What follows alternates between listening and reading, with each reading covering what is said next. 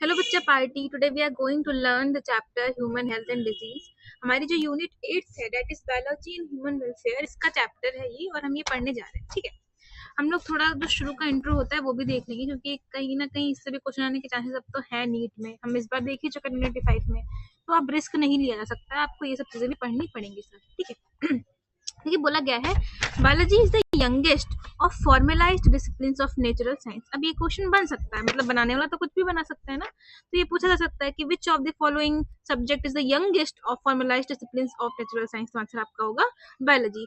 एक चीज ये भी है कि फिजिक्स और केमिस्ट्री में बच्चे जो प्रोग्रेस है वो मच प्रोसीडेड है देन इन बायोलॉजी, मतलब फिजिक्स और केमिस्ट्री में जो प्रोग्रेस है वो ज्यादा फास्टर है बायोलॉजी से ज्यादा। ठीक है, अब फिजिक्स और केमिस्ट्री की जितनी भी एप्लीकेशंस हैं हम अपनी डेली लाइफ में देखते हैं। ठीक है, have a higher visibility than those of biology, मतलब बायोलॉजी से ज्यादा हम लोग देखते हैं, ऐसा तुम्हारी बुक बोल रही है। ठीक है However, 20th century and certainly 21st century has demonstrated the utility of biological knowledge in furthering human welfare, be it in health sector या फिर एग्रीकल्चर। मतलब 20वीं सदी और 21वीं सदी का मतलब थोड़ा ज्यादा रहा कि बायोलॉजिकल नॉलेज बढ़ाने का, चाहे वो हेल्थ सेक्टर हो, चाहे वो एग्रीकल्चर सेक्टर हो, चाहे वो एंटीबायोटिक्स की डिस्कवरी हो, सिंथेटिक प्लांट डिराइव्ड ड्रग्स हो, एनेस्थेटिक्स हो, इन सब ने मेडिकल प्रैक्टिस को चेंज किया है ऑन वन हैंड और ह्यूमन हेल्थ को भी चेंज किया है ऑन दी अदर हैंड। ठीक है, जो लाइफ एक्सपेक्टेंसी है ह्यूमन बींग्स की वो चेंज हुई है ओवर द इयर्स, है ना। Agricultural practices, food processing, diagnostic have brought socio culture changes in human communities. These are briefly described अब आगे के चैप्टर्स में। ठीक है, अब इसमें क्वेश्चन आने के चांसेस वैसे तो काइंड ऑफ नहीं होने चाहिए, पर फिर भी इससे बन सकते हैं अच्छे खासे। पहला वही क्वेश्चन कि कौन सा सब्जेक्ट है जो यंगेस्ट है ऑफ द फॉर्मलाइज डिसिप्लिन वगैरह वगैरह, तो वो बायोलॉजी है। दूसरी बात आपको याद रखनी है कि फिजिक्स और केमिस्ट्री में जो प्रोग्रेस है वो बायोलॉजी से ज्यादा फास्टर होती है। तीसरी जो एप्लीकेशन है फिजिक्स और केमिस्ट्री की उसकी ज्यादा विजिबिलिटी है हमारी डेली लाइफ में देन दी बायोलॉजी। फिर आपको याद रखना है कि 20th सेंचुरी और 21 सेंचुरी का ज्यादा योगदान था, मतलब बायोलॉजिकल नॉलेज को वो करने में। ठीक है, और यही सब है। ठीक है, अब इसमें आपको पढ़ना है स्वामीनाथन के बारे में। ठीक, देखो जो ये डेट्स वगैरह हैं वो तो मैं नहीं कहूंगी कि इनका आएगा या कुछ ऐसा करके, पर ये जो मेन मेन हाईलाइटेड है ये थोड़ा सा देख लो। ठीक है, इनकी एक्सपर्टाइज जो है वो जेनेटिक्स में थी और प्लांट ब्रीडिंग में थी। ठीक, अभी स्कूल का नाम है तो मैं याद रखना है, school of cytogenetics and radiation research established as the Indian agriculture research institute. इसका नाम एक बार और अभी आगे तुम्हारे उसमें आएगा। ठीक है, इसको ध्यान रखना। enabled Swaminathan and his team to develop short duration high yielding varieties of rice including scented basmati.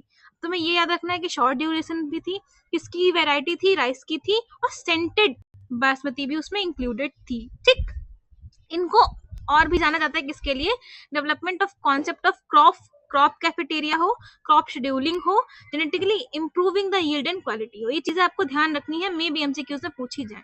इनका कोलेब्रेशन किसके साथ था, आजकल तो यूट्यूबर्स एंड वगैरह वगैरह कोलैब करते हैं, मगर स्वामीनाथन जी ने भी कोलैब किया था। किसके साथ किया था, नॉर्मन बोरलॉग के साथ। आपको ये नाम भी याद रखना है। और मिल करके इनके कोलैबोरेशन से तो रिवॉल्यूशन हो गया था। कौन सा रिवॉल्यूशन, ग्रीन रेवोल्यूशन। ठीक है, through introduction of Mexican variety. अब तो मेरे को इसकी भी नाम याद रखनी पड़ेगी, कौन सी variety of wheat in India, Mexican. ठीक, this was highly recognized and appreciated. He is also the initiator of lab to land food security and several other environmental programmes. बच्चे ये लाइंस देख लेना, इनमें कुछ वैसा तो है नहीं कि समझ में नहीं आ रहा, ये सिंपली याद ही करनी है आपको। वैरायटी का नाम, किसके साथ कोलैबोरेशन किया था, कौन सा रेवोल्यूशन स्टार्ट किया था ना, ये सब चीजें तो इसको एक बार जरूर देख लेना। ठीक है, क्योंकि एक क्वेश्चन भी आपका 4 नंबर इधर उधर कर सकते हैं।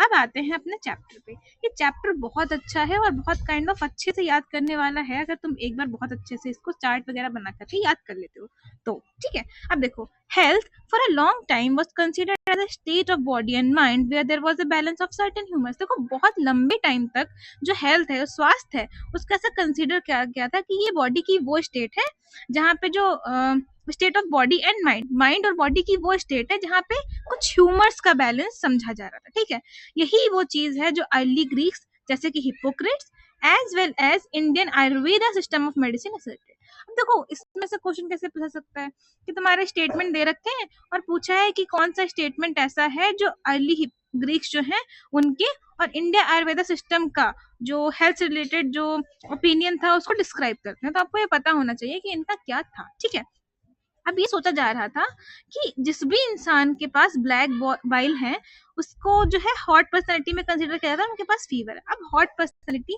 हम लोग की जनरेशन में इसका मतलब अलग है, और पहले क्या था कि जिसके पास ब्लैक बाइल है उसको कंसीडर करते थे कि हाँ ये हॉट पर्सनैलिटी है, और वो कोई अच्छी बात नहीं होती थी, उसको समझते थे कि इसको फीवर है। ठीक है, अब ये जो आइडिया था वो प्योर रिफ्लेक्टिव थॉट था, मतलब जाहिर सी बात है मनगढ़ंत कहानी थी।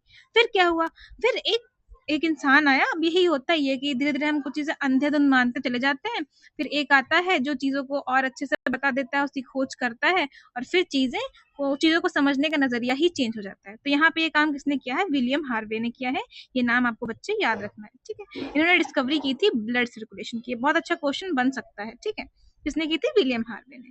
Using experimental method and demonstration of normal body temperature in persons with black bile using thermometer disproved the good humor hypothesis of health। देखो, पहली बात कि इन्होंने ब्लड सर्कुलेशन का डिस्कवरी की थी, दूसरी इन्होंने कौन से मेथड यूज किए थे, तीसरा इन्होंने थर्मोमीटर का यूज किया था, आपको ये भी याद रखना, और चौथा इन्होंने good humour hypothesis of health को डिस्प्रूव किया था। ठीक है, अच्छे अच्छे क्वेश्चन यहाँ से बन सकते हैं। In later years biology stated that mind influence, फिर थोड़े दिनों बाद या कुछ सालों बाद ऐसा होता है जो बायोलॉजी है वो स्टेट करती है कि जो हमारा मस्तिष्क है, जो हमारा माइंड है, वो इन्फ्लुएंस करता है हमारी हेल्थ को। कैसे, through neural system, through endocrine system और इम्यून सिस्टम। और ये जो इम्यून सिस्टम है यही हमारी हेल्थ को मेंटेन करती है। ठीक है, तीनों सिस्टम आपको याद रखने, न्यूरल, इंडोक्राइन और इम्यून। और इम्यून जो है वो हमारी हेल्थ को मेंटेन करती है।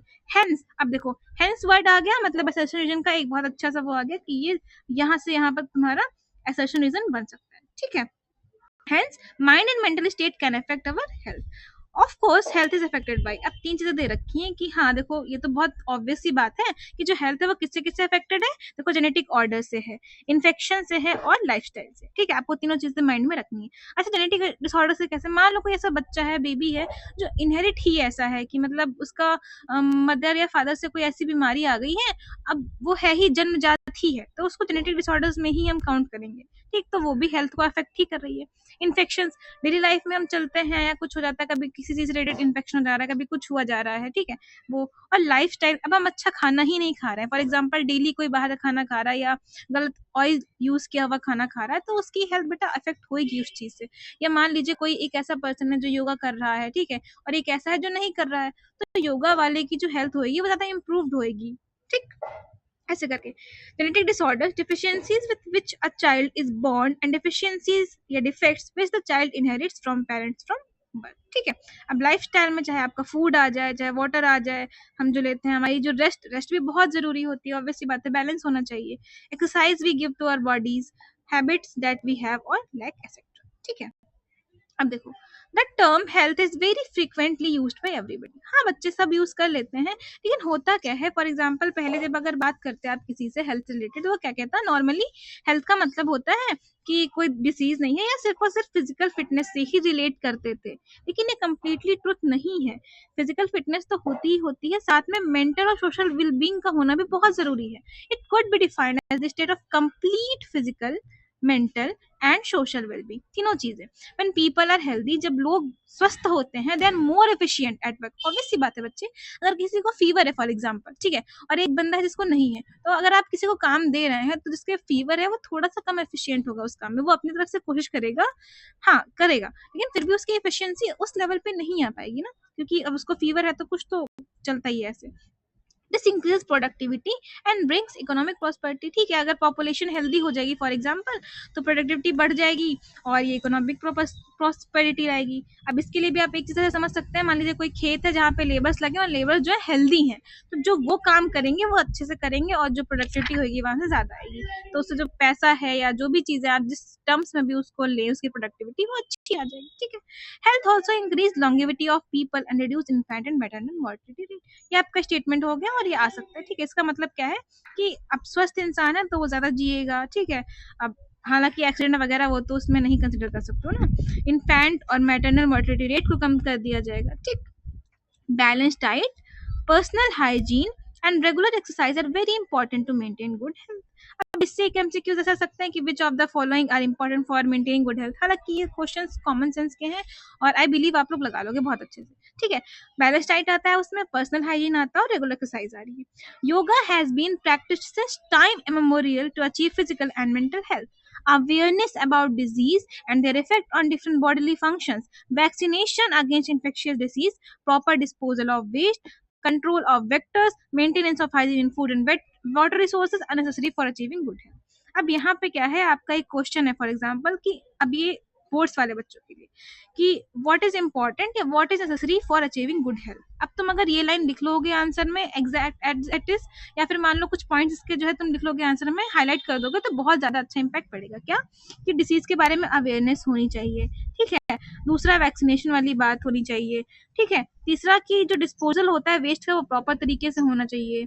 चौथा कंट्रोल ऑफ वेक्टर्स होना चाहिए। पांचवा maintenance of hygiene in food and water, मतलब पानी भी और खाना भी हमें साफ मतलब खाना पीना चाहिए, वैसे करके तो हमारी हेल्थ उससे ठीक रहेगी। ओके, अब आते हैं when the functioning of one or more organs or system of the body is adversely affected। अब मान लो किसी एक ऑर्गन की या ऑर्गन सिस्टम की जो बॉडी है वो एडवर्सली अफेक्ट कर दी जा रही है, characterised by appearance of various signs and symptoms. अब मान लो कोई चीज अफेक्ट हो गई है तो जाहिर सी बात है हमें कुछ साइंस दिखेंगे, हमें कुछ सिम्टम दिखेंगे, तो हम क्या बोलेंगे कि अब हम हेल्दी नहीं है, ठीक है। क्योंकि अब एक ऑर्गन या कोई ऑर्गन सिस्टम की जो फंक्शनिंग है वो सही से नहीं हो रही है, तो वी आर कंसिडरिंग कि हम अब हेल्दी नहीं है, हमें डिजीज है, ठीक है। अब ये डिजीज जो है वो दो उसमें ग्रुप में बांटी गई है, एक होती है इन्फेक्शियस बच्चे और एक होती है नॉन इन्फेक्शियस, ठीक है। अब वो डिजीज है जो ट्रांसमिटेड है एक इंसान से दूसरे को, उसको हम लोग इन्फेक्शियस बोल रहे हैं, जो नहीं है उसको नॉन इन्फेक्शियस बोल रहे हैं, ठीक है। अब ये जो इन्फेक्शियस डिजीज है ये बहुत कॉमन है and every one of us suffers from this eight sometimes और अदर। मतलब अपनी लाइफ में कभी ना कभी तो हम इन्फेक्शियस डिजीज उसमें आते ही आते हैं, मतलब कभी ना कभी तो होती ही होती है। अब कुछ इन्फेक्शियस डिजीज ऐसी होती हैं जिनसे मृत्यु भी हो सकती है, जैसे कि एड्स फैटाइल बच्चे, उसमें क्या होता है एड्स से मरने के चांसेस ज्यादा हो जाते हैं। नॉन इन्फेक्शियस में से अगर बात करोगे तो कैंसर एक ऐसा है जो मेजर कॉज ऑफ डेथ है आज की उसमें, मतलब आप देखोगे कि इससे ज्यादा डेथ हो रही है आजकल, ठीक। Drug and alcohol abuse also affect our health adversely, ठीक है। अब हम पहले उसमें क्या पढ़ेंगे, कॉमन डिजीज इन ह्यूमंस पढ़ रहे हैं। अब नेक्स्ट वाले में क्या होएगा, हम यहाँ पे तो इम्यूनिटी नहीं डिस्कस करेंगे, इस वाले पार्ट में हम लोग ये डिसीजेज और वगैरह वगैरह पढ़ लेंगे। नेक्स्ट वाले पार्ट में हम लोग कोशिश करेंगे कि इम्यूनिटी खत्म कर लेंगे और फिर तीसरे पार्ट में मैं ड्रग एंड अल्कोहल अब्यूज के बारे में बताऊंगी, वो अच्छे से रिवाइज किया जाएगा। ओके, अब चलते हैं कॉमन डिजीज इन ह्यूमंस में, ठीक है। देखो, अब wide range of organisms belonging to bacteria, viruses, fungi, protozoans, helminths etcetera कुछ और डिजीज इन मैन। मतलब अब तुम्हें बता दिया गया है कि कोई एक ही चीज नहीं है जो हमें डिजीज कर रही है, वो बहुत सारी चीजें हैं। अब वो बैक्टीरिया से भी हो सकती है, वो वायरसेस में से भी हो सकती है, फंगी, प्रोटोजोन, हेलमिन्स, और नीचे आपकी क्लासिफिकेशन में दे भी रखे हैं। और ये जो डिजीज कॉजिंग ऑर्गेनिज्म है इन्हें हम पैथोजेंस बोल रहे हैं। अब ये एक अच्छा खासा एमसीक्यू हो गया आपका कि वाटर पैथोजेंस पता चल गया ये है। और पैथोजन में आ कौन कौन रहा है, मतलब कोई एक ऐसा तो नहीं है कि सिर्फ बैक्टीरिया ही पैथोजन है, नहीं ना। तो ऐसे करके आपको ये कॉन्सेप्ट भी समझ में आना चाहिए और इससे भी एमसीक्यूज आ सकते हैं फॉर एग्जांपल, ठीक है। Most parasites are therefore pathogens as they cause harm to the host by living in और ऑन देम। अब देखो, ये वाली जो आपकी लाइन है थोड़ी सी ऐसी है कि अगर आपने एक बार भी नहीं पढ़ा, अब एनसीईआरटी में दे दी गई है तो ऑब्वियस सी बात है करेक्ट ही है। तो उसमें क्या बोल रहे हैं कि मोस्ट ऑफ द पैरासाइट्स क्या होते हैं, क्योंकि वो हमारी बॉडी में या तो अंदर या तो बाहर रह रहे हैं, तो वो हमें हार्म ही पहुंचा रहे हैं, ठीक है। तो ये एक लाइन है और इसका आपको कहीं ना कहीं वो करना है। The pathogens can enter our body by various means, multiply and interfere with normal vital activities, जिससे हमारी मॉर्फोलॉजिकल और फंक्शनल डैमेज हो सकता है। अब क्या होता है, मान लो कोई पैथोजन है वो इंसान की जो है बॉडी में एंटर करता है किसी भी तरीके से, मतलब अभी आगे हम लोग पढ़ेंगे डिफरेंट डिफरेंट डिसीज कैसे कैसे होती हैं, कभी ड्रॉपलेट से हो जाती हैं, कभी खाना पीना कंटेमिनेट होता है उससे हो जाती है, ठीक है। तो डिफरेंट तरीके होते हैं। अब अंदर आई वो मल्टीप्लाई करेगी, क्योंकि एक अकेले तो कुछ कर नहीं पाएगी, जाहिर सी बात है वो अपने आप को और मल्टीप्लाई करेगी, ताकतवर बनाएगी, ठीक है। और फिर वो हमारी जो नॉर्मल वाइटल एक्टिविटीज होती हैं बच्चे, उससे इंटरफेयर करेगी, और जब वो उससे इंटरफेयर करेगी तो क्या होएगा, it will result in morphological and functional damage, ठीक। अब देखो पहले तो तुम ये याद कर लो, आपकी बुक में बैक्टीरिया से कौन कौन सी हो रही होंगी, टाइफाइड हो रहा होगा और निमोनिया हो रही होगी, ठीक है। वायरस से आपकी बुक में कॉमन कोल्ड दे रखा है, ठीक है। उसके बाद आपकी बुक में प्रोटोजोन से मलेरिया दे रखी है और अमीबाइसिस दे रखी है, ठीक है। फिर आपकी बुक में दे रखा है वर्म से डिसीजेस हो रही है, हेलमिन से, एस्कराइसिस है और एल्फेंटियासिस है उससे। फिर फंगी से दे रखी है, रिंगवॉर्म्स आता है उसमें, ठीक है। चलो आगे हम लोग पढ़ते हैं। Pathogens have to adapt to life within the environment of the host. अब देखो, कोई भी चीज अगर हमारे ऊपर डिपेंडेंट है, हमारे ऊपर है, हमारी बॉडी के अंदर है, तो उसको हमारी बॉडी के हिसाब से चलना पड़ेगा। फॉर एग्जाम्पल, आप किसी के यहाँ जाते हैं, मान लीजिए 2-3 दिन के लिए रहने जा रहे हैं, आप मेहमान हैं, तो आप उनके यहाँ गए हैं ना, आपको उनके हिसाब से चलना पड़ेगा, ठीक है। वो आपके लिए अच्छी सी डिशेज बनाएंगे, लेकिन जो उनका टाइम टेबल होगा खाने का कहीं ना कहीं, तो आपको उनके हिसाब से अडेप्ट करना पड़ेगा, उनके यहाँ जैसा हो रहा है ना। वैसे फॉर एग्जाम्पल, अगर आप हिंदू कल्चर में जाएंगे, I am giving example, I am not disrespecting और रिस्पेक्टिंग एनी कल्चर, मैं एग्जाम्पल दे रही हूँ। तो एक ऐसा कल्चर होता है जहाँ पे प्याज लहसन मना होता है, ठीक है। अब उनके यहाँ तो खाती नहीं है, और आप उनके यहाँ जा रहे हैं एज अ गेस्ट, तो जाहिर सी बात है वो नहीं करेंगे, वो नहीं बनाएंगे प्याज लहसन का खाना, तो आपको उनसे उनके हिसाब से अडेप्ट करना पड़ेगा। इसी तरह से जो पैथोजेंस होते हैं, वो जहां जा रहे हैं, होस्ट एज अ गेस्ट जा रहे हैं ना, तो वो होस्ट के हिसाब से जिएंगे। They have to adapt to life within the environment of the host, ठीक है। For example, the pathogens that enter the gut must know a way of surviving in the stomach at low pH and resisting the various digestive enzymes। अब example के लिए बता रखा है कि वो पैथोजेंस जो हमारी गट में एंटर कर रहे हैं, उन्हें पता होना चाहिए कि हमारे स्टमक में सर्वाइव करने के लिए उन्हें लो पीएच पे रहना है, और जो डाइजेस्टिव एंजाइम्स हमारा स्टमक रिलीज करता है, उससे भी उनको रेजिस्टेंस होनी चाहिए, वरना वो खत्म हो जाएंगे अपने आप ही, ठीक है। A few representative members from different groups of pathogenic organisms are discussed here, along with disease caused by them, preventive and control measures against these diseases general and also basic। अब देखो, अभी तक मैंने जो बताया वो कहीं ना कहीं स्टेटमेंट वाइज कुछ चीजें है ना, कॉन्सेप्ट बिल्डिंग है, थोड़ा वैसे वैसे बकवास थी, मगर क्वेश्चंस आ सकते हैं। अब आगे जो आपका है वो थोड़ा सा ऐसा है कि आपको चार्ट बनाना है, आपको याद करना है, और यहाँ से प्रोबेबिलिटी थोड़ी सी ज्यादा है in comparison to what we have learn towards till, ठीक है। अब देखो, पहले हम पढ़ेंगे कि कौन कौन सी बैक्टीरिया, मतलब बैक्टीरिया से कौन कौन सी हैं। बेसिकली 2 ही दे रखी हैं आपकी बुक में, और इनका अच्छे से पढ़ेंगे। तो पहली तुम्हारी दे रखी है टाइफाइड, ठीक। अब Salmonella typhi is a pathogenic bacterium which causes typhoid fevers in human beings. कौन कॉज कर रहा है, नाम याद रखना है। एक तो टाइफी इसके बाद में लगा हुआ है, तो जाहिर सी बात है मैच द फॉलोइंग में आएगा तो कर ही लोगे, लेकिन फिर भी आपको याद रखना है। Salmonella typhi. These pathogens generally enter the small intestine through food and water contaminated with them and migrate to other organs through blood। अब देखो, तुम्हें ये चीज याद रखनी है, ये कैसे एंटर कर रहा है, कौन सी चीज को ये अफेक्ट कर रहा है, इनके सिम्टम्स क्या होंगे, ठीक है। ऐसे करके आपको याद रखना है। तो इस वाली केस में टाइफाइड में क्या हो रहा है कि ये कहाँ पे जा रहा है, स्मॉल इंटेस्टाइन में जा रहा है, और किसके थ्रू जा रहा है, कंटामिनेटेड फूड और वाटर के थ्रू जा रहा है, ठीक है। और फिर माइग्रेट कर जाता है through other organ through blood. अब इनके सिम्टम्स क्या होते हैं कि बहुत तेज फीवर होगा। अब बुक में तुम्हारी मेंशन है, तो तुम्हें ये याद रखना है, तो 39 डिग्री से लेकर 40 डिग्री सेल्सियस तक, ठीक। वीकनेस हो जाएगी, कमजोरी होगी, आपको आपके पेट में दर्द होने लग जाएगी, कंस्टिपेशन हो जाएगा, सर दर्द करेगा, भूख मर जाएगी, लॉस ऑफ एपेटाइट हो जाएगा। ये कुछ कॉमन सिम्टम्स होते हैं इसके, ठीक है। और बहुत सीवियर केसेस में इंटेस्टाइनल परफोरेशन और डेथ भी देखी जाती है, मे अकर इन सीवियर केसेस।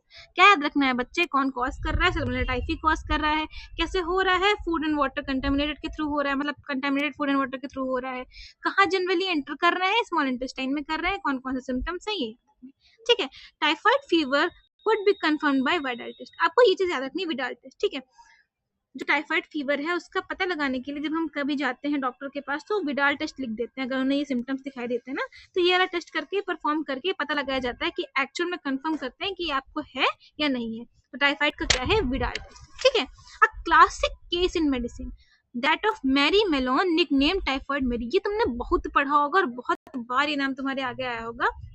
क्या कि मतलब एक लेडी थी, वो कुक थी बाय प्रोफेशन, ठीक है। तो वो काइंड ऑफ हाइजीन नहीं रखती होंगी, तो वही है, कंटामिनेटेड फूड एंड वाटर के थ्रू फैल रही है ये, तो उनके थ्रू ना ये बहुत लोगों को खाना बनाती थी और बहुत लोगों को ये हो जाता। बाद में उनको जेल वगैरह हुई थी, मगर फिर भी आपको नाम वगैरह याद रखना, ठीक है। अब दूसरी आपकी आती है निमोनिया। इसे कौन कॉज कर रहा है, इनसे कौन से बैक्टीरिया कॉज कर रहा है, स्ट्रेप्टोकोकस निमोनियाई और हीमोफिलस इन्फ्लुएंजाई। ये रिस्पॉन्सिबल है for the disease pneumonia in humans which infects the alveoli of the lungs. ये किस, वो वहां पे कहाँ इंटर कर रहे थे, स्मॉल इंटेस्टाइन में, यहाँ पे किसे इन्फेक्ट कर रहे हैं, एल्वियोलाई में जा रहे हैं बेटा, ठीक है। As a result of the infection the alveoli gets filled with fluid leading to severe problems in respiration. अब अगर मान लो तुम्हारी alveoli में fluid भर गया है तो जाहिर सी बात है तुम्हारे respiration में अब ये जो exchange होता है उसमें डिफिकल्टी आ जाएगी, तो ऑब्वियसली respiration में दिक्कत आ ही जाएगी. इनके सिम्टम्स क्या है? फीवर, चिल्स, कफ, हेडेक, लगभग वही है. अब सीवियर केसेस में इनमें क्या होता है, जो लिप्स होती हैं, जो फिंगर की नेल्स होती हैं, वो ग्रे से लेकर ब्लूइश हो जाते हैं in colour. A healthy person acquires the infection by inhaling the droplets. अब इसका ये पूछा गया है कि कैसे मतलब हो रहा है ना, तो इसमें ड्रॉपलेट्स इनहेल करके हो सकता है, ठीक है, रिलीज बाय इन्फेक्शन पर्सन और even by sharing glasses and utensils with an infected person. For example कोई पर्सन ऐसा है जो इन्फेक्टेड है, उसने छींक दिया तो उसके ड्रॉपलेट्स के थ्रू, अब या फिर आपका उनका जो है ग्लासेस है आप शेयर कर रहे हैं, यूटेंसिल शेयर कर रहे हैं, कुछ भी, तो ऐसे हो सकती है, ठीक है. अब बैक्टीरिया की जो दो थी, टाइफाइड और निमोनिया, अच्छे से बता दी गई हैं. फिर कुछ एग्जांपल्स आपको बता दिए गए हैं कि जैसे कि डिसेंट्री हो गया, प्लेग हो गया, डिप्थेरिया हो गई, ये भी बैक्टीरियल डिजीजेस ही, ठीक है. अब आते हैं कौन कौन से वो डिसीजेस पे जो वायरस क्रॉस करती हैं. आपकी बुक में एक ही दे रखी है, that is common cold. Many virus also cause disease in human beings. Rhino virus represent one such group of virus. बेटा यहाँ पे राइनो दे रखा है, आगे आपका रेट्रो आएगा तो उसको मिक्स मत करना. कॉमन कोल्ड कौन कॉज कर रहा है? राइनो वायरस कॉज कर रहा है, ठीक है. Rhino virus represent one such group of viruses which cause one of the most infectious human element, जिसको हम लोग कॉमन कोल्ड बोलते हैं. ये नोज को इन्फेक्ट कर रहे हैं, रेस्पिरेटरी पैसेज को कर रहे हैं, लेकिन लंग्स को नहीं कर रहे हैं. ये बात भी याद रखनी है आपको. लंग्स को कौन इफेक्ट कर रहा था? आपका ऊपर जो था वो न्यूमोनिया, सॉरी, ठीक है, वो एल्वेलाई में वो कर रहे थे. ये लंग्स को नहीं कर रहे हैं, ये नोज को, रेस्पिरेटरी पैसेज को ही इन्फेक्ट कर रहे हैं, ठीक है बच्चे. The common cold is characterised by, अब इनको कैसे कैरेक्टराइज करते हैं? देखो, नाक बहने लग जाती है, ठीक है, वो वही दे रखा है आपका, नाक बह जाना, नाक में मतलब वो जमावट हो जाना, वैसे करके. सोर थ्रोट, गले में कभी कभी लगता है ना कुछ फंस गया है. होर्सनेस, कफ, वो नॉर्मल है. हेडेक हो जाता है ना, और ये मोस्टली 3 से 7 दिन तक रहता ही रहता है, ठीक है. Droplets resulting from the cough or sneezes of an infected person are either inhaled directly or transmitted through the contaminated object, जैसे कि बुक हो गई या ये सब चीजें हो गई, ठीक है. मतलब अगर मान लो किसी एक को कोल्ड है, इसीलिए बोलते हैं ना, घर में अगर किसी को हो जाता है तो उसको दूर रखते हैं खुद से, कि तुम्हें तो हुई क्या, हमें भी करवा के ही मानोगे, तो वो चीज है, ठीक है. अब बच्चे हम लोग आते हैं प्रोटोजोन्स पे, ठीक है.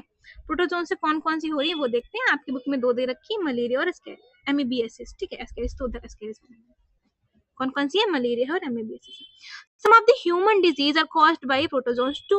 अब आपने मलेरिया के बारे में सुना ही होगा, ये ऐसी डिजीज है जिससे सालों से जो है इंसान लड़ता चला आ रहा है. Plasmodium, a tiny protozoan is responsible for this disease. नाम आपको याद रखना है, ठीक है. अब बहुत सी स्पीशीज होती है प्लाज्मोडियम की. एक होती है वाइवेक्स, मलेरिया एंड फैल्सिपेरम. लेकिन सबसे खतरनाक कौन सी होती है? फैल्सिपेरम होती है. ये क्वेश्चन बहुत अच्छा बनता है यहाँ से, ठीक है. आपको याद रखनी है स्पीशीज कौन कौन सी, वाइवेक्स, मलेरिया और फैल्सिपेरम. इसमें से सबसे खतरनाक कौन सी है? फैल्सिपेरम, ठीक है. और इससे क्या है, इससे तो मृत्यु भी हो सकती है, वही दिखा, and can even be fatal. Let us take a glance at the life cycle of plasmodium. हाँ, अब ये वाली चीज बोर्ड्स वाले बच्चों के लिए बहुत इंपॉर्टेंट है. ये क्वेश्चन बहुत आता है और मैं आपको बता रही हूँ, अगर आपने इस क्वेश्चन में भले से एक बार को थोड़ा सा कम लिखना, लेकिन इसका जो डायग्राम नीचे दे रखा है ना, वो जरूर से जरूर बना के आना. लिखना अगर तुम्हें टाइम मिलता है तो ऑब्वियसली अच्छे से लिख के आना, लेकिन मैं बता रही हूँ कि डायग्राम इज मस्ट. डायग्राम बनाने से तुम्हारे मार्क्स अपने आप से ही ज्यादा मतलब इम्पैक्ट अच्छा पड़ जाएगा और मार्क्स मिल जाएंगे आपको अच्छे खासे, ठीक है. देखो, हाँ, plasmodium enters the human body as sporozoites. आप देखो क्या बोला गया है कि जो प्लाज्मोडियम है वो एंटर करता है ह्यूमन बॉडी में एज स्पोरोजोइट्स. अब स्पोरोजोइट्स जो है वो तुम्हारी इन्फेक्शियस फॉर्म का नाम है, ठीक है. Through the bite of infected female Anopheles mosquito.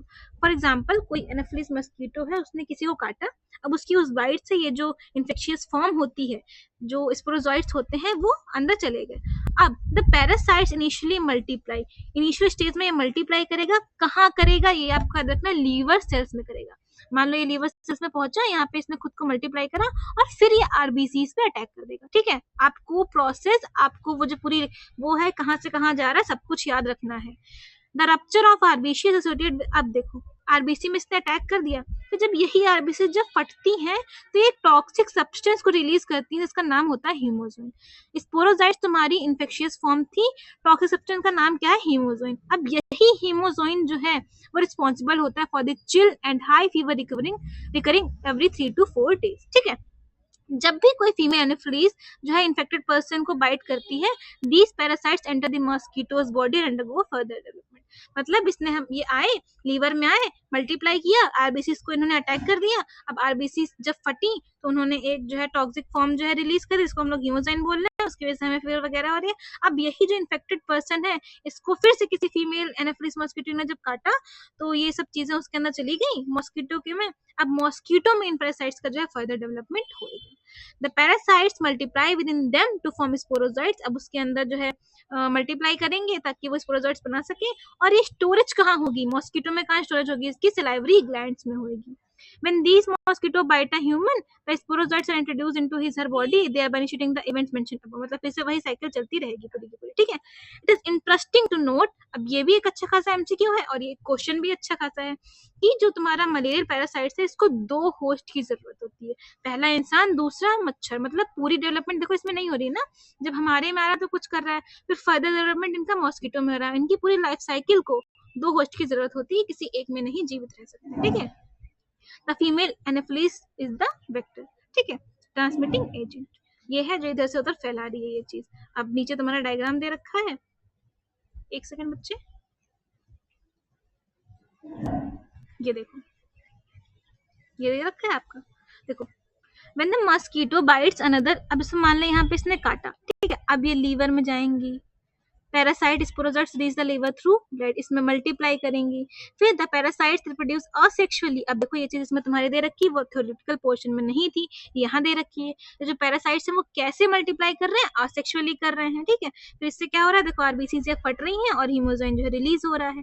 Parasites reproduce asexually in RBC, bursting the red blood cells and causing cycles of fever and other symptoms। और फीवर किस लिए हो रहा था बच्चे, जो टॉक्सिक सब्सटेंस का जिसका नाम था हीमोजाइन वो रिलीज हो रहा था, ठीक है। Release parasites infect new red blood cells. अब ये जो रिलीज हो रही है नई आरबीसी को भी वो करेंगे, ठीक है।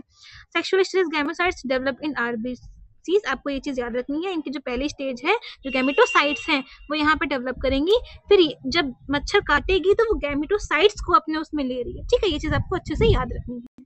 फिर अब इनका जो फर्टिलाइजेशन है और डेवलपमेंट है वो गट में होएगा मॉस्किटो के, और स्टोर कहाँ होंगे, सलाइवरी ग्लैंड में होंगे। देखो स्पोरोजोइट्स है, mature infective state sporozoites escape from the gut and migrate the mosquito salivary glands. यहाँ पे ये स्टोर हो जा रही है, उसके बाद फिर से वही साइकिल किसी और को काट रही है, इसमें जा रही है, फिर यही पूरी साइकिल बनती चली जाएगी। ये डायग्राम अच्छे से याद रखना है, डायग्राम बोर्ड्स वाले बच्चों को तो बनाना ही है। और फॉर एग्जांपल नीट वाले बच्चों में क्या होगा कि मान लो दे दिया और फिर पूछ लिया कि यहाँ पे कौन सी स्टेज है, मतलब यहाँ पे क्या हो रहा है, तो आपको वो चीज अच्छे से याद रखनी ही, ठीक है। ये आपका अच्छे से हो गया। अब आते हैं अमीबियासिस पे, ठीक है। ये भी तुम्हारा प्रोटोजोन ही कॉज कर रहा है। ये कौन कौन कॉज कर रहा है, एंड अमीबा हिस्टोलिटिका, ठीक। It is a protozoan parasite in the large intestine of human। अभी स्मॉल इंटेस्टाइन पे एक बीमारी वो कर रही थी, कौन सी थी वो, हाँ वो थी टाइफाइड। अब यहाँ पे क्या है, लार्ज इंटेस्टाइन है। ये चीजें आपको याद करते हुए चलनी है। विच कॉजेस अमीबियासिस, जिसको हम लोग अमीबिक डिसेंट्री भी बोल रहे हैं। Symptoms of this disease include अब इसमें क्या है, इसमें कंस्टिपेशन है, एब्डोमिनल पेन होने लग जाता है, क्रैम्प्स होते हैं, स्टूल्स होते हैं with excess mucus and blood clots. देखो ये चीजें बहुत इंपॉर्टेंट है क्योंकि इससे तुम इस बीमारी को अच्छे से पहचान सकते हो। क्योंकि एमसीक्यूज में क्या हो सकता है कि मान लो उन्होंने बोल दिया कि ये चीजें हमें दिखाई दे रही है एक इंसान को, अब बताइए कौन सी बीमारी है, तो आपको उसके लिए भी तो सिम्टम्स का याद होना बहुत जरूरी है ना।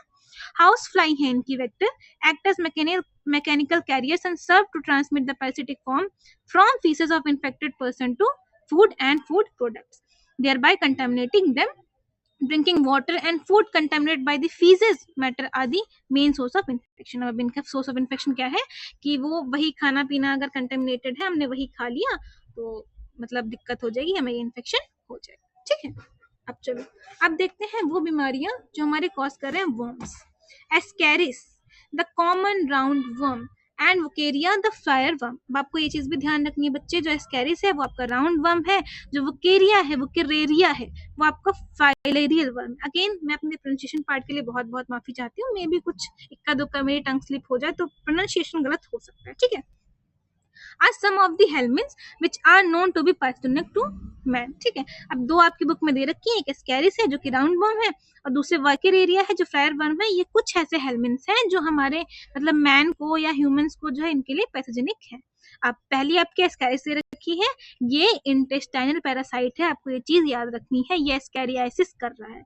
इसके सिम्टम्स क्या है, इसमें इंटरनल ब्लीडिंग होगी बेटे, ठीक है, मस्कुलर पेन होने लग जाएगा, फीवर होएगा, अनीमिया हो जाएगी और इंटेस्टाइनल पैसेज का ब्लॉकेज हो जाएगा, क्योंकि इसी का पैरासाइट ही इंटेस्टाइन में है तो उससे रिलेटेड चीजें कर रहा है। The eggs of the parasites are excreted along with the feces of infected person which contaminate soil, water, plants etc. एक जो हेल्दी पर्सन है वो इस इन्फेक्शन को कैसे वो कर सकता है, पानी, वही पानी दूषित हो, कंटामिनेटेड हो, वेजिटेबल हो या फ्रूट्स को खाने के उससे ही हो सकता है, ठीक है। दूसरी आपकी आती है एल्फेंटियासिस वकेरेरिया। इसमें देखो तुम्हारी दो स्पीशीज दे रखी है, एक ये बैनक्रॉफ्टी, एक ये मलाई। The flatworms causes slowly developing chronic inflammation of the organs which they live for many years। जहाँ वो रहते हैं वो उसी में इन्फ्लेमेशन यानी कि इन्फ्लेमेशन यानी कि सूजन करवाने लग जाती है, ठीक है। अब नॉर्मली क्या होता है, usually lymphatic vessels of the lower limbs, मतलब नीचे वाला जो ये एरिया देखो तुम्हारे इसमें दे रखा है ना, इस पे ज्यादा तक यूजुअली इस पे ज्यादा वो करता है, मतलब नॉर्मल केसेस में यहाँ पे ज्यादा उसका असर रहता है, ठीक है। अब इसको हम लोग एल्फेंटियासिस बोल रहे हैं, फाइलेरिसिस बोल रहे हैं, ऑब्वियसली फ्लायर वर्म कर रहा है इसलिए इसको ये बोल रहे हैं, और देखो हाथी जैसा पैर हो गया इसको, इसलिए इसको एलिफेंटियासिस बोल रहे हैं, ठीक है। The genital organs are also affected, result in gross deformities। आपको ये लाइन भी याद रखनी है, जो जेनिटल ऑर्गन्स है उस वो भी इनमें अफेक्टेड हो जाएंगे और उसका रिजल्ट क्या होएगा, ग्रॉस डिफॉर्मिटीज, ठीक। The pathogens are transmitted to healthy persons. हाँ, अब देखो यहाँ पे क्या हो रहा है, अभी तक हम लोग देख रहे थे कंटेमिनेटेड वाटर, फूड, लेकिन ये वाली जो बीमारी है इसमें एक फीमेल मॉस्किटो वेक्टर होती है, उसकी बाइट से मतलब कॉज होती है, और कौन सी होती है, क्यूलेक्स होती है इसमें, ठीक है। अब देखो, अब आते हैं जो फंगी कॉज करते हैं। मैंने fungi belonging to the genera Microsporum, Trichophyton और Epidermophyton are responsible for ringworm. से तीनों नाम याद रखना, ये बहुत पूछे जाते हैं, कौन से, माइक्रोस्पोरम, ट्राइकोफाइटोन और बच्चे एपिडर्मोफाइटोन, ठीक है। ये होते हैं responsible for ringworm which is one of the most common infectious disease in man. अब इसमें क्या होता है, जो रूखी सूखी जो हो जाती है ना skin, appearance of dry scaly lesions on various parts of the body, चाहे वो स्किन हो, चाहे वो नेल्स हो, चाहे वो स्काल्प हो, ठीक है। अब इसका मेन सिम्टम ही यही है। अब इसमें क्या होता है, ये जो आपके ये लेजन्स हो रहे हैं इसकी वजह से इंटेंस इचिंग हो जाती है इंसान को, ठीक है। अब ये आपने ये चीज वहां पे पढ़ी थी किंगडम फंगी में, कि इनको अगर हीट और मॉइस्चर दिया जाए तो ये ग्रो कर सकते हैं, और यही वजह हम अपना खाना कहाँ रखते हैं, उसमें फ्रिज में रखते हैं, ठीक है। Heat and moisture help these fungi to grow which makes them thrive in skillful such as the toes in the groin or between the toes, मतलब टोस के बीच में भी हो जाती है, ठीक है। अब ये कैसे फैलती हैं, ringworms are generally acquired from soil और बाय यूजिंग टॉवल्स, क्लोथ्स और even the comb of infected individuals. इसलिए मोस्ट ऑफ द टाइम आप देखोगे मम्मी लोग डांटती रहती हैं कि एक दूसरे की टॉवल्स यूज नहीं करनी है, क्लोथ्स यूज नहीं करने, कॉम्ब भी यूज करने नहीं दिया जाता है, ठीक है। Maintenance of personal and public hygiene is very very important for prevention and control of many. आपने देखा ना अभी तक किस किस चीज से फैल रही है, उसमें मोस्टली क्या रीजन था कि खाना हमने कंटेमिनेट खा लिया, पानी पी लिया, या कोई इन्फेक्शियस डिसीज किसी को है, हमने उससे यूटेंसिल वगैरह शेयर कर ली। तो इन चीजों से बचने के लिए क्या होता है, हमें अपनी personal as well as public hygiene को मेंटेन करना पड़ेगा। Measures for personal hygiene include keeping the body clean. अब पर्सनल हाइजीन में क्या आ रहा है कि हम अपनी बॉडी को क्लीन रखें, है ना, हम साफ पानी पिए, साफ खाना खाएं, चाहे वो फूड हो, वेजिटेबल्स हो, फ्रूट्स हो। पब्लिक हाइजीन में क्या आ रहा है कि जो डिस्पोजल्स वगैरह होती हैं वो हम सही जगह मतलब उसका वो करें, डस्टबिन में करें, ठीक है। हालांकि in India civic senses I guess most of the countries कह रही हूँ, सॉरी, बहुत सारी स्टेट्स वगैरह में अच्छे से देख सकते हो कि civic sense is not that much developed. तो बट फिर भी as a responsible human being, अब आप यूथ हैं, आप जनरेशन है नेक्स्ट, तो आपको ध्यान रखना है और आप साफ सफाई का ज्यादा ध्यान रखेंगे, ठीक है। Periodic cleaning and disinfection of water reservoirs, pools, cesspools and tanks, and observing standard practices of hygiene in public catering. These measures are particularly essential where the infectious agents are transmitted through food and water by typhoid. अब ये चीज़ें वहाँ और ज़रूरी हो जाती हैं जहाँ पर जो आपकी टाइफाइड वगैरह से बीमारी ज़्यादा हो रही है, वहाँ पे आपका साफ सफाई रखना ज़्यादा इंपॉर्टेंट हो जाता है ना। अभी इसमें अमेबिसिस भी आ रही है, एस्कैरियासिस भी आ रही है। इन केस ऑफ एयर, अब हमने जितनी अभी तक पढ़ी वो तो वेक्टर बॉर्न थी या मतलब वेक्टर बॉर्न थी, या मान लो कुछ वाटर वाली भी थी, लेकिन अब ऐसा बोल रहे हैं कि in case of air borne disease हम क्या कर सकते हैं। एयर बॉर्न मतलब जैसे निमोनिया हो गई, कॉमन कोल्ड हो गई, ठीक है। In addition to above measures, close contact with the infected persons और their belongings should be avoided। अगर आप इन की बात करें, ठीक है, वो वाली डिजीज जो एयरबॉर्न है, जो ऊपर दिया है वो तो आपको करना ही करना है, लेकिन स्पेशली इनके लिए क्या होता है, आपको इन्फेक्टेड पर्सन से दूर रहना पड़ता है ना। तो आपको कॉमन कोल्ड है या निमोनिया है, हमने देखा ना ये किससे हो रही थी, ड्रॉपलेट से हो रही थी, या हमने कुछ यूटेंसिल्स यूज कर लिए या कुछ उनका कैसा यूज्ड चीजें यूज कर ली तो हमें हुआ जा रहा था। उसके लिए हमें क्या करना है, हमें इन्फेक्टेड पर्सन से दूरी ही बना के रखनी है, ठीक है, उनकी बिलोंगिंग से दूरी बना के रखनी है। For diseases such as malaria and viruses they are transmitted through insect vectors, इनके लिए क्या होता है कि हम इन वेक्टर्स को कंट्रोल करें, इन वेक्टर्स को एलिमिनेट करें and their breeding places. This can be achieved, अब ये अच्छा खासा क्वेश्चन है कि how can this be achieved. This can be achieved कि हम पानी का ठहराव भी ना होने दें, ठीक है, रेजिडेंटल एरियाज के अराउंड रेगुलर क्लीनिंग रखें, हाउस होल्ड कूलर्स, कूलर्स में भी पानी जम जाता है तो वहां पर भी जो मस्कीटोज वगैरह हैं वो मतलब वो हो जाते हैं, ठीक है। यूज ऑफ मॉस्किटो नेट्स, मच्छरदानी का उपयोग करें। गैम्बूशिया जैसी फिश जो है उनको पॉन्ड्स में डालें, क्योंकि ये मॉस्किटो लार्वा इनका फूड होता है तो ये उसको खा जाते हैं, ठीक है। हम इंसेक्टिसाइड्स को स्प्रे करें in ditches, drainage areas and swamps etcetera. In addition हम क्या कर सकते हैं, डोर्स और जो विंडोज होती हैं उनको अच्छे से वायर वगैरह उन पर लगाएं ताकि जो मॉस्किटोज है वो एंट्री ही ना ले पाए।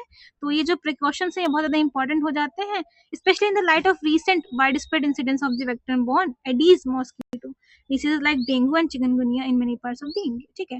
ये ज्यादा इंपॉर्टेंट इसलिए भी क्योंकि अभी आपने देखा होगा कि डेंगू वगैरह ज्यादा हो रखा होता है, ठीक है, चिकनगुनिया वगैरह, तो इस चीज में आपको ध्यान रखना होता है। The advancements made in biological science have armed us to effectively deal with many infectious diseases. The use of vaccine and immunization programs have enabled us to completely eradicate deadly diseases like smallpox. अब इसमें बता रखा है कि kind of हम लोगों ने deal किया है वैक्सीन का यूज करने से, क्या हुआ है कि स्मॉल पॉक्स जैसी, जिसको हम लोग माता भी बोलते हैं इन कॉमन मतलब रीजन्स, तो वहाँ के ऐसी डेडली डिसीजेस भी हम लोगों ने इरेडिकेट किए, मतलब एकदम जड़ से ही खत्म कर दिए कि अब उससे किसी की मौत नहीं हो रही है, ठीक है, जो वैक्सीन वगैरह लगवा रहे हैं। तो A large number of other infectious disease जैसे कि पोलियो हो गया, डिप्थीरिया हो गया, pneumonia, tetanus have been controlled to a large extent by the use of vaccine.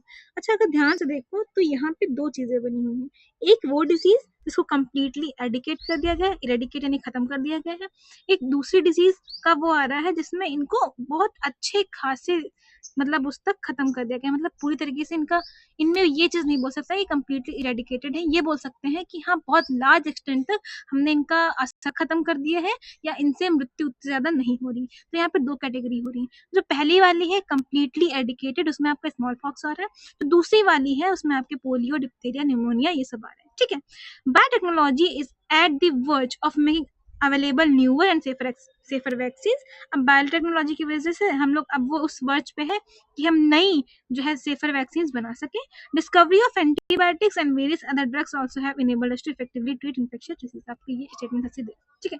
I hope आपको आज का टॉपिक ऐसे समझ में आया होगा।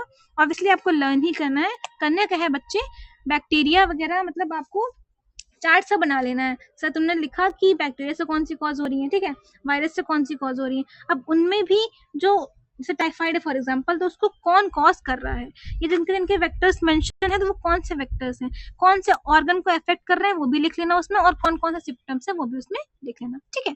Thank you so much for watching the video and like share subscribe बेटा, पहली एज योर विश भाई। लेकिन हाँ एक बात ये है कि अगर तुम्हें समझ में आया है तो कमेंट कर देना, या फॉर एग्जांपल तुम कुछ चाहते हो इसमें कुछ इंप्रूवमेंट हो सकता है तो वो भी कमेंट कर देना, ये काम जरूर करना, ठीक है। Thank you so much.